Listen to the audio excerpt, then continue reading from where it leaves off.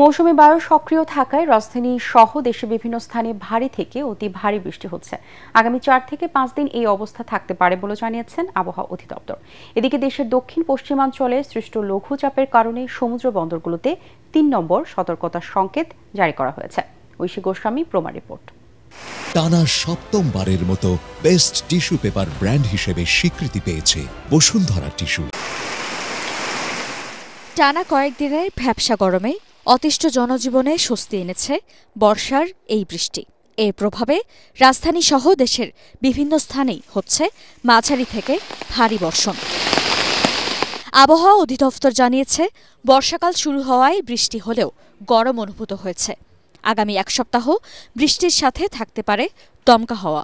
বর্তমান যে অবস্থাটা আছে এই অবস্থাটা কিন্তু আরো কয়েকদিন চলবে। ভারী থেকে অতি ভারী বৃষ্টি আরো সারা দেশে থাকবে। কতদিন দীর্ঘ হতে পারে এটা পরিস্থিতি সময় যত আসবে এটা আরো ভালোভাবে বোঝা যাবে। এদিকে মৌসুমী বায়ুর প্রভাবে দেশের দক্ষিণ পশ্চিমাঞ্চলে লঘুচাপের সৃষ্টি হয়েছে। ঝড়ো বাতাসের আশঙ্কা থাকায় সমুদ্র বন্দরগুলোতে 3 নম্বর সতর্কতা সংকেত দেখাতে বলা হয়েছে। বাংলাদেশের দক্ষিণ পশ্চিমাঞ্চলে লঘুচাপ তৈরি হয়েছে। এটার প্রভাবে দেখা যাচ্ছে উত্তর বঙ্গোপসাগরের সঞ্চালনশীল মেঘমালা তৈরি হচ্ছে, বায়ুচাপের তারতম্যের আধিক্য বিরাজ করছে। এদিকে বৃষ্টিপাতের কারণে ঢাকা ও চট্টগ্রামের বিভিন্ন এলাকায় জলাবদ্ধতা হতে পারে বলে জানিয়েছে এই আবহাওয়াবিদ। কিন্তু বর্ষার একটু আগে। ঐশী গোস্বামী, প্রমা, এটিএন বাংলা, ঢাকা।